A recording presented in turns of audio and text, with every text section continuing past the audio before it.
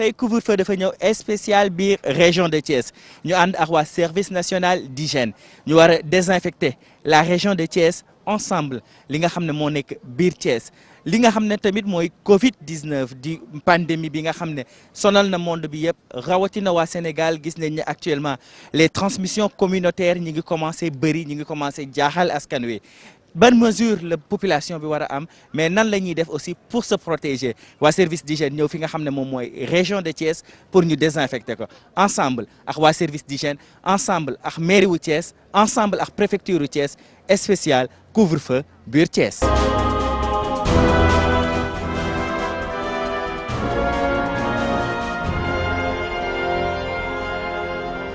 Service d'hygiène même boo xoolee ci contexte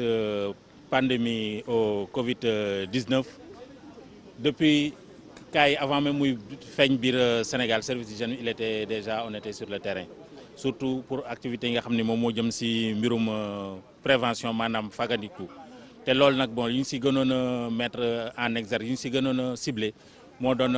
maanaam communication bi nga xam ne interpersonnelle surtout dugg ci kër yi avec les prospections domiciliaires yi nga xam ne agents yi moom la ñuy def dans les secteurs dugg ci kër yi waxtaan at waa kër yi pour fàttali leen un peu que ni feebar boobu mi ngi ci àddina bi te it Sénégal mën na ci bañ a mucc donc ñu leen xamal yan mooy maanaam mesures yi nga xam ne moom la ñu war a adopter pour que feebar bi bañ leen jàpp. donc surtout mesures yooyu dañu doon rappeler surtout moom mooy ñi faral di raxasu seen loxo ndaat ndox ak saabu yooyu nga xam ne bon souvent dañ koy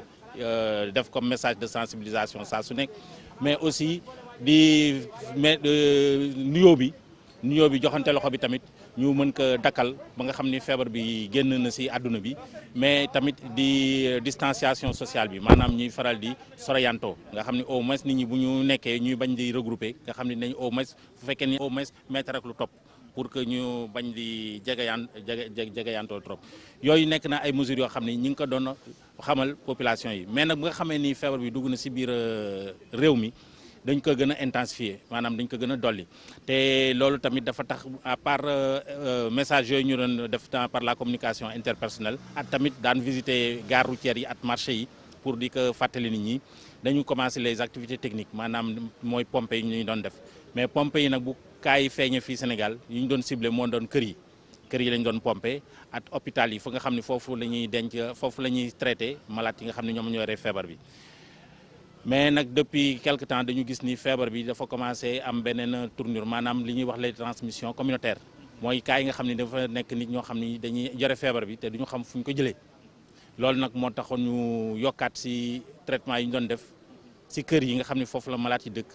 ak ci hôpital yi nga xam ne foofu la ñu leen di fajee ñu ni nañu génn boog commencé di jéem a xool ndax doomu jàngoro bi est-ce que tamit nekkul ci mbedd mi di circuler loolu moo waral nag ñu ne léegi nañu commencé les activités nga xam ne dañuy def traitement spatial moom la ñuy wax la pulvérisation spatiale bu ñuy def nga xam ni bon dañ ko ciblé woon nag fi mu ne Dakar couvrir nañu toute la région mais xam naa nañuy defaat d'autres passages mais bu ñu génnee Dakar dañu comme Thiès actuellement dafa am tamit nombre de cas yu fi xawoon bari ñu ne xaaral léegi ñu génn ñëw Thiès parce que aussi bu ñuy def Dakar en ce même moment Touba aussi activité yooyu mu ngi fa doon am avec la brigade régionale d'hygiène bu fa nekk ak appui bu ñu amoon avec waa Touba ca kanam donc Thiès après bu ñu jógee Dakar bon loolu moo taxoon ñu ne bon léegi nañuy cibler ville de Thiès bi comme amoon na fi ay cas mais aussi la ville de Mbour at un peu la Petite Côte parce que foofu aussi nemmeeku nañ ni y a des cas yi nga xam ne ñu ngi fay am ba léegi. xëy na ce serait vraiment prétentieux de si service d'hygiène wax ni dafay stériliser tout le Sénégal kooku quand même suñuy moyens mayuñu ko non en moyens humains non aussi en moyens trucs mais fépp fi nga xam ni gis nañ ni doomu jàngoro bi mu nga fay law nga xam ni ñi nga fay gis ay cas wu malade yokkati na mu nekk ay malade yi nga xam ne transmission communautaire la loolu moom taxaw nañu thème pour que zone yooyu yëpp ñu leen di visiter régulièrement di assurer les traitements périodiquement loolu tax c'est que nag traitement périodique yooyu aussi ça ne veut pas dire que ni nit ñi dañu war a bàyyi ba baisser seen loxo parce que yeneen mesures yi tamit il faut mu accompagner ko parce que loolu moom moo mën a tax parce que il faut ñu combiner méthode de lutte yooyu yëpp pour que ñu mën a am vraiment objectif bi nga xam ne moom la ñuy ut moom mooy pour doomu jàngoro bi jóge ci réew mi parce que du pompe bi kese moo koy indi parce que ñi su fekkee ñi ngi pompe te nit ñi continuer aussi ci yenn habitudes yi maanaam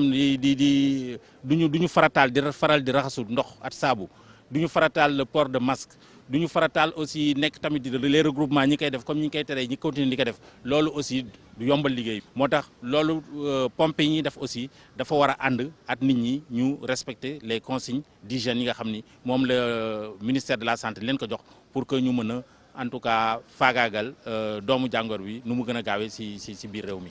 comme ni ngeen ko gisee nii ñi ngi intervenir ci hôpitaux yi ñi ngi intervenir ci kër malade yi ñi ngi intervenir ci mbedd mi donc actuellement les moyens sont en train d'être mis en place progressivement parce que bon moyens yi ñu yore actuellement en tout cas ça nous permet pour l'instant de couvrir les zones yi nga xam ni vraiment on a noté que ni feebar bi mu nga fay law léegi nag y a d'autres moyens yi nga xam ni ñi ngi koy xaar di ñaan yàlla nag feebar bi mu gaaw fi yam mais njort nañ ni bu fekkee ni tamit yàlla def na mu nara law aussi les moyens là additionnels bu ñëwee dinañu mën a permettre aussi ñu def face à la situation. Produit pour se défendre bon il faut dire que ni am na ay produits yoo xam ne xëy na waa kër docteur si nga xam ne mooy sunu collègue yi nga xam ne ñoom ñoo yore paj mi ñoom nañ ko soxla bon yooyu moom mooy les médicaments yooyu c'est disponible. Tout ce qui est médicaments pour traiter les infections yi nga xam ni mën nañ si rax si biir feebar bi les médicaments pour même faire la réanimation pour les cas graves yooyu quand même mi ngi fi mais ñun si suñu bord en tant que service hygiène produits yi ñuy utiliser c'est plutôt des produits de désinfection c'est des produits désinfectants des produits bactéricides virucides et fongicides yooyu moom la ñuy utiliser moom la ñuy traiter les sites yi nga xam ne foofu la ñuy hospitaliser malades yi moom la ñuy traiter dans les maisons mais aussi produits yooyu moom la ñuy utiliser pour la désinfection spatiale maanaam sur la voie publique. dañ lu wax mooy gën ko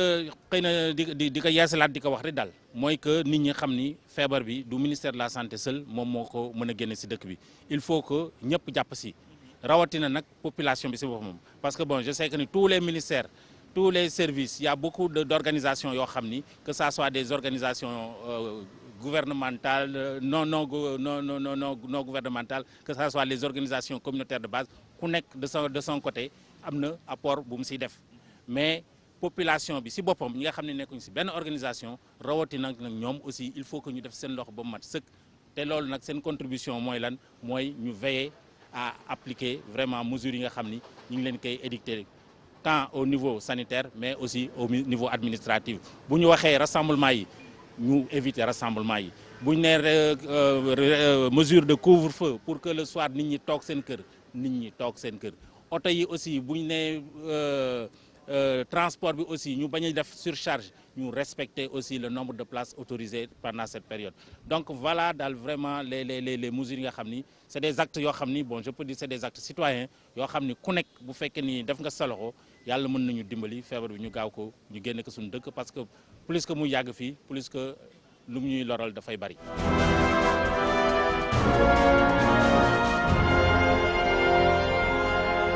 Vous avez vu ensemble ni ñu leen di defalee nee nañ leen spécial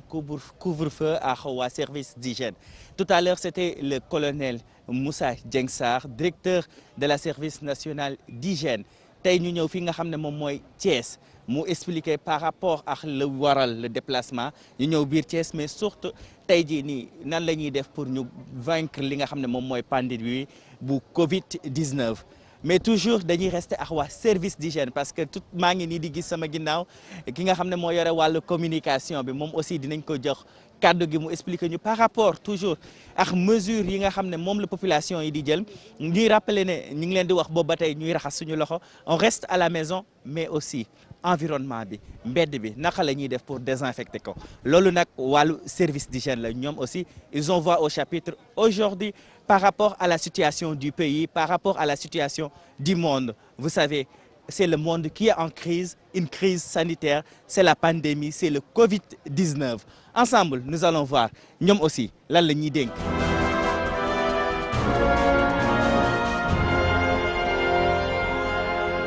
toujours ni ñu koy defee couvre-feu toujours à Thiès ñi ngi nag ak le capitaine Moustapha Kane moom moo nekk ci division communication ñoom waa service d'hygiène bu dee def nañ li nga xam ne moom mooy seen liggéey moom wala mooy yore communication service d'hygiène mais ñoom service d'hygiène aussi soxla nañ ñi nga xam ne mooy askan bi yan comportement la ñu war a am pour ñu vaincre li nga xam ne moom mooy Covid ensemble nee nañ leen lii di Covid dafay génn Sénégal capitaine nuyu nañ la. maa ngi lay fay. capitaine pour ñu respecter règle d'hygiène yi dama lay jox micro bi. voilà ñu war dandante 1 mètre. jërëjëf xam nga service d'hygiène moom liggéeyam dafa am solo sànq yaa ngi koy wax mais dama naan le service d'hygiène ñoo nekk au front ndax même ñiy faj sax wax nañ ne pour ñu gagner guerre bi prévention bi mooy tax ñu mën ko gagner ndax prise en charge bi moom ñëpp gis nañ résultat yi nga xam ne def nañ ko ci waaye nag ñooñu sax pour nga dimbali leen mooy da ngay fexe ba feebar bi du yokk di dem foofu ba ñoom dootuñu ko mën a attan. kon li nga xam ne moom la ñuy xaar ci nit ñi mooy que rek règle d'hygiène yi leen daan wax ñu koy fàttali parce que hygiène set mooy sàmm wér-gu-yaram gënanti naa ñor nag ci épidémie bii nga xam ne nii moom virus moo koy joxe ci règle d'hygiène yooyu raxas suñuy loxo ba mu set ak ndox ak saabu dafa am solo loolu mooy tax yow ci sa bopp say loxo. même boo doon joxanteeg loxo wala ngay liggéey wala nga yaa xam daal looy def lu ne ngay farataal di raxas sa loxo ndox ak saabu sa loxo yooyu boo ko doon def ci sa kanam tamit virus bi dootu la mën a kii ndax fekk na ndox meeg saabu bi faagaagal na ko ba noppi. kon loolu moom dafa bokk ci mesures yi jiitu mesures yi ciy teguwaay it mooy ñuy fexe ba moytu barab yi nga xam ne ay nit dañ fay dajee képp koo xam ne nii amuloo loo xam ne mënta ñàkk mooy nga toog sa kër. téye sa bopp téye say doom ak sa waa kër ndax loolu rek moo mën a tax feebar bi du law waaye bu defee fu nu wootee dara wala foo déggee dara nga ñëw dem fa ca fi mu ne nag danoo toll ci situation boo xam ne bam nekkee ay nit yoo xam ne ñoo koy indi waaye wala mu nekk nit ñoo xam ne danoo tax ak ki koy indi woon ba mu wàll ban yaakaar ne wàll leen ko léegi danoo gis ay cas yoo xam ne moom la ñuy tuddee cas communautaire nga xam ne kenn mënta am nit koo wax ne kooku moo ko wàll loolu nag bu xasee ba am day mel ne kon. manes na ko amee fu ne ba tax na mesures yi képp koo xam ne itam feebar bi yaa ngi koy dégg rek yaa war a gën a taxaw sax ci matale mesures yi raxas sa loxo ak saabu bañ di dem ci mbooloo yu jaxasoo nit koy waxal sax nga fexe ba ngeen dandante mètre loolu itam dafa am li ñuy wax ay règles d'hygiène essentielles ndax borom xam-xam yi feebar bi day lu bees ba tax na am na yoo xam ne sax maîtriser gun ko dëgg-dëgg waaye gis nañ ne ndox mooy naan du la ko jox. lekk gooy lekk du la ko jox waaye comme day lu bees téegul dina wax ne nit ñi nan jël vigilance mooy que ndox yi ci kër yi nan koy traité di ci def eau de javel ba nga xam ne nii du am benn doomu jàngoro kër yi nan leen di toppatoo ci set gi ci fànn yëpp ndax taq-taq moom lépp luy xeetu luy joxe feebar rek foofu lay gën a yombe kon loolu tam dañ koy fàttaliwaat ñu xam ne li ñuy tuddee les règles d'hygiène essentielles ci biir kër yi ci jigéen ñi war ko taxaw muy di traité ndox mi raxasu yi nga xam ne moom la nit ñi di raxas seen loxo te loolu itam dafay am solo parce que raxas gi rek boo ko déggee dafa am nu mën a demee ba mën a indi njariñ loolu itam dafa baax ndax raxas loxo sax dañ koy jàngale nekkul rek loo xam ne nii da nga koy man donc ak nga am nag jumtukaay boo xam ne it dafay tax nga mën raxas sa loxo bu baax a baax ndax fii ne bu ñu xoolee gis nañ ne am na fu bari ñëw da nga gis yow boo xam dañuy def ca suuf benn robinet wala bidon ñu def ca suuf benn robinet teg fa saabu waa kër gi yëpp mën fay jaar di raxasu loolu dafa am solo loolu dafa nekk fi mu ne ci suñ jamono ji réflexe boo xam ne nii kër ni ngay wute sa télé dugal ci sa saal wut sa frigo am koñ boo ko def dispositif raxasukaayu ndox boo xam ni day am ndox am saabu saa su nekk dafa war a am ci kër. ci affaire épidémie phase boo toll rek da ngaa am loo war a def actuellement nii xam nga sànq da ngaa laaj ne lan la ñuy séenu ci nit ñi ñu war koo def ñoom ci seen bopp muy les règles d'hygiène yi ñu war respecté ma fàttali ko waaye loolu lu mu wéy gis na ne am na ay barab yoo xam ne nit ñi dañ fay dajee te loolu day mën ne ba léegi nekkagul loo xam ne dañ koo tere mu mel ne marché yi. mu mel ne fi ñu fajoo dispensaires yi ndax nit ñaa ngi fa dem di faju ngir leneen lu mel ne établissement boo xam daal dafay recevoir ay nit bari na ay xeet donc bi ñu digalee nit ñi ci ñoom li ñu war def ba pare dañuy jëlaat nag ñun ci situation bi ñu toll ci épidémie bi barab yooyu ma la wax dañ fay dem di ko désinfecté ndax pour le moment nekkagul loo xam nit ñi mën ñu fa ñàkk ba dem ndax faaw ñu dem marché jënd luñ kii te ña ngi fay dajee foofa même ñiy jaay dañ leen di digal ñoom ci seen bopp ñu farataal di raxas seen loxo ndox ak saabu ca loolu mën nga am un dispositif bu ndaw boo xam ne nii même bu dul woon épidémie bii ngay jaay te yow njaay mi ngay jaay say loxo nga ci def di jël xaalis bi di nangu loolu lépp muy ay attitude yoo xam ne mën na indi ay contamination yow yaa war a gën a farataal yore sa dispositif boo xam ne boo toogee ab diir nga ñëw raxasu jël sa mouchoir bi sa pompe ñëwaat di liggéey.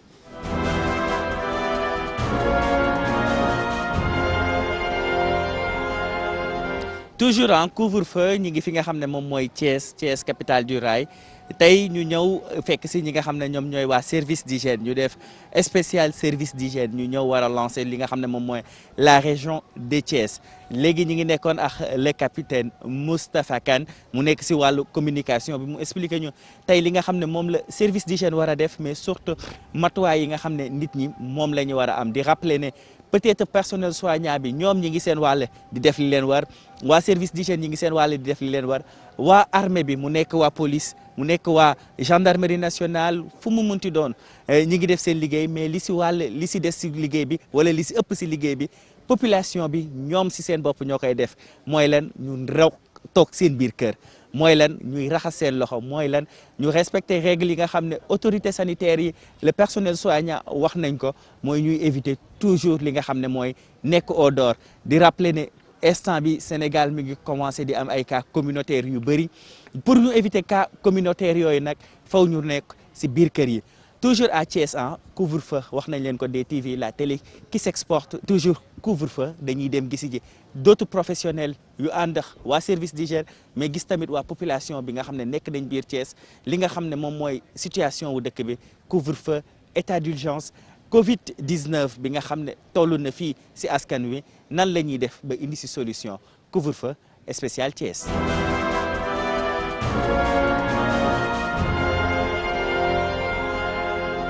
am ay décisions yu am solo yoo jël surtout li nga wax mooy pooru masque bi parce que gis nañ ne peut-être est-ce que du yow yaay benn maire bi gën a présent si sa côté population parce que da nga ne war nga sol masque xam nga ne obligation la si nit ñi mais bu dee waa Thiès amuñu masque yow yaa leen ko war a jox pare woo pour jox leen ko da nga leen di wax ñu respecter mesures yi nga xam ne waa service d'hygiène mesures yi nga xam ne personnel soignant bi moom la ñu wax en attendant ñu mën a am li nga xam ne moom mooy masque bi.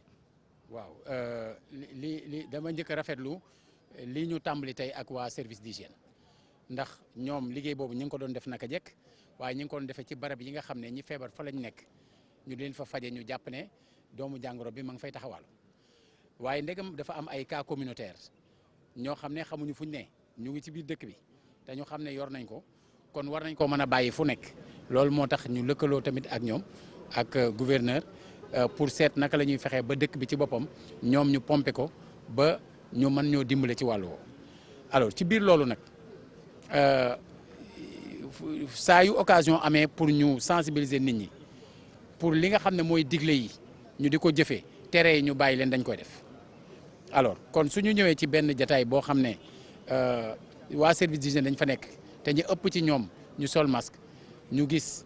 maire Thiès ñëw moom solul masque ay nit mën nañ cee interroger wu maanaam encouragé naa pooru masque xam naa ni sol ko moo gën bañ ko sol mais xam naa ne ñi ëpp amuñu ko te mënaguñ ko alors du ñàkk ay nit ñi ngi liggéey pour que bu besoin bi présenté woo ñëpp mën ko am alors tey bu maire defee dara jóg di ko sol maanaam mën na créer benn panique ci biir nit ñi ñu war a jóg réclamer ko te fekk ne dëkk bi peut-être amaguñu moyen wu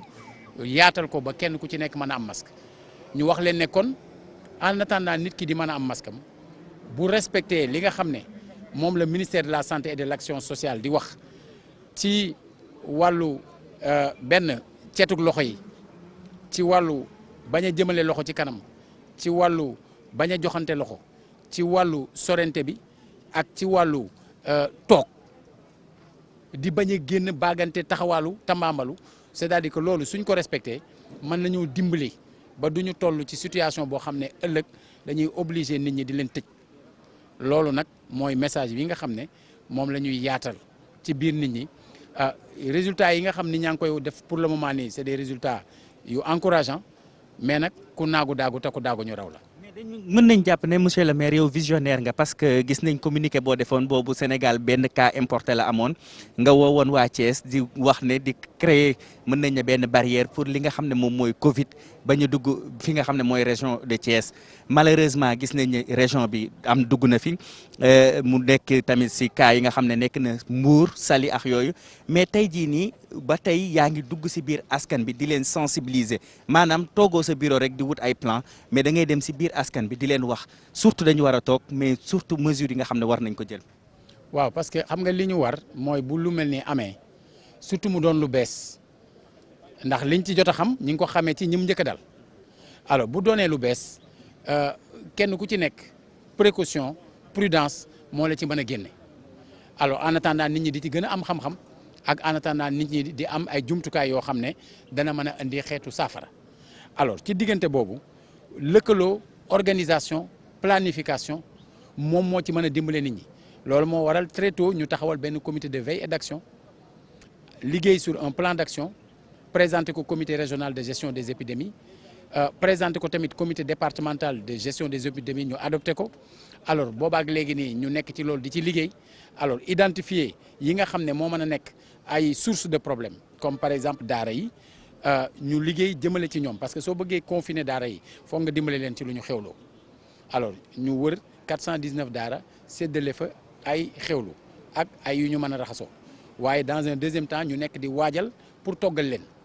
parce que dañuy bañ ëllëg ñu jox nit wàllu dund mu jëmale ko ci boppam wala def ci nu dul noonu mais ñu ngi organiser woog yaayu daara yi di organiser woog bàjjenu gox yi ak ASC yi ak ñeneen ak ñeneen ñoo xam ne fii ak ay fan yu néew danañu commencer di togg di yóbbul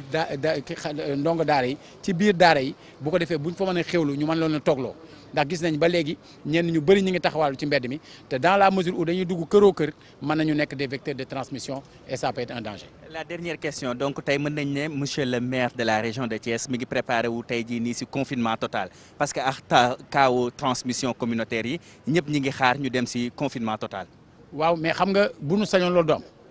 bu ñu sañoon sax lii du am mais nit moom da ngay def li aju ci yow. li aju ci ñun ñu ngi ko tàmbali depuis le début man depuis le 16 mars muy 2 jours après bi président de la république waxee man maa confiné sama bopp si maire yi maanaam fi laay fanaan du ma fanaan sama kër su ma fi génnee liggéey bi dem ci nit ñi wax ak ñoom organiser leen dem préfecture gouvernance ci loo xam dafa jëm ci organisation combat bi moo may génnee maire yi pour wan nit ñi ne dañoo war a toog boog boo ko tàmbalee ci sa bopp doxatoo say doxi bopp ci biir dëkk bi nit ci beneen dëkk nit ñi dañ mën a comprendre da nga koo tàmbalee ci sa bopp ndax li nit lu muy dicté lu ne da cee war a jiitu alors ci biir cadre boobu man gëm naa ne su fekkee kenn ku ci nekk comprendre na ne passe bu metti la moment bu metti la moment bu jafe la ñu fas yéene gàttal suñuy bëgg-bëgg jéem a tegandi yenn yi nga xam ne mën na ñàkk jiital farata yi man yaakaar naa suñ ko defee te ñu organiser wu incha allah dañ ci génn.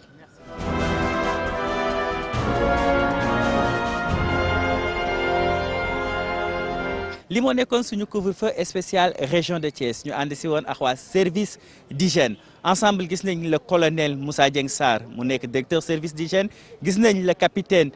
Khalifa Kane mu nekk encore biir service d'hygiène mais aussi le maire de la région de Thiès mu nekk Talla Sylla ensemble ñu wax ñu les mesures yi nga xam ne moom la ñu war a jël pour se protéger contre le Covid-19 ñuy respecter li nga xam ne moom mooy règles yi waa ministère de la santé et de l'action sociale wax ñuy respecter aussi li nga xam ne moom mooy distance réglementaire yi di wax population bi tey bu dee am nañ ko nañuy porter li nga xam ne moom mooy masque bi mais surtout di faire plus attention parce que gis nañ ne transmission communautaire yi mi ngi gën a bëri mi ngi gën di law te day jaaxal après ñi nga xam ne mooy personnel soignant bi li moo nekkoon émission tey bi ñu leen di jox rendez-vous beneen yoon couvre-feu ak ñeneen si beneen dëkk beneen localité incha allah spécial couvre-feu Sénégal état d'urgence tous ensemble pour lutter contre le Covid-19.